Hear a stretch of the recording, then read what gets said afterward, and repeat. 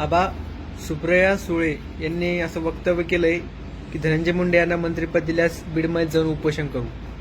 खरं तर सुप्रिया सुळेंना एवढा जातीवादाचं स्वरूप का देत आहेत मला हे कळत नाही. ओबीसी नेत्यांना वारंवार टार्गेट करण्याचं काम सुप्रिया सुळे करतायत. आणि खरं जर सुप्रिया सुळेंना जर कोणी भ्रष्टाचारात यायचं त्याची जर उपोषणच करायचं असेल आणि कोणाला न्याय द्यायचा असेल तर संपदा मुंडेंची हत्या झाली त्यावेळेस सुप्रिया सुळेंनी उपोषण का केलं नाही.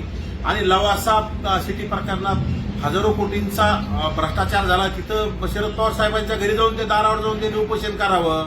त्यानंतर त्यांचे बंधू यांनी 70,000 कोटींचा घोटाळा केला, त्यांचे बाचे आता 1800 कोटीची जमीन हडप करण्याचा प्रयत्न केला पुण्यामध्ये. मग अजितदादांच्या दारावर जाऊन त्यांनी उपोषण करावं. खरं तर सुप्रिया सुळे यांच्या डोक्यात फक्त जातीवाद नडलेला आहे. ओबीसी नेते कसे संपवायचे हा त्यांचा प्लॅन आहे, बाकी काय नाही. धनंजय मुंडेला मंत्रिपद दिलं म्हणजे सुप्रिया सुळेंना आग लागणारच ना, कारण की ते धनंजय मुंडे ओबीसी आहेत आणि काही गोष्टीचं किती राजकारण करायचं याला सुद्धा लिमिट असतं. परंतु आता यांना लिमिट कळत नाही आणि म्हणूनच यांचं अस्तित्व संपत चाललेलं आहे. ओबीसी लोकांना, ओबीसी नेत्यांना टार्गेट केल्यामुळं, जरांगे सारख्या 5वी नापासाला या शरद पवार साहेबांच्या पार्टीनं समर्थन केल्यामुळं यांचं अस्तित्व महाराष्ट्रातलं संपलंय. तरी सुद्धा यांना कळत नाही म्हणल्यानंतर येणाऱ्या काळात हे पूर्ण संपल्याशिवाय यांना कळणार नाही. आणि यांना काय करायचं तर करा म्हणा, किती विरोध करायचं तर करा म्हणा, काही ओबीसींना फरक पडत नाही. आणि मी तर म्हणतो त्यांनी उपोषण नाही, बीडमध्ये येऊन धनंजय मुंडेंना जर मंत्रिपद मिळालं तर यांनी बीडमध्ये येऊन आत्मदहन केलेलं मला तरी चांगला आनंद वाटेल.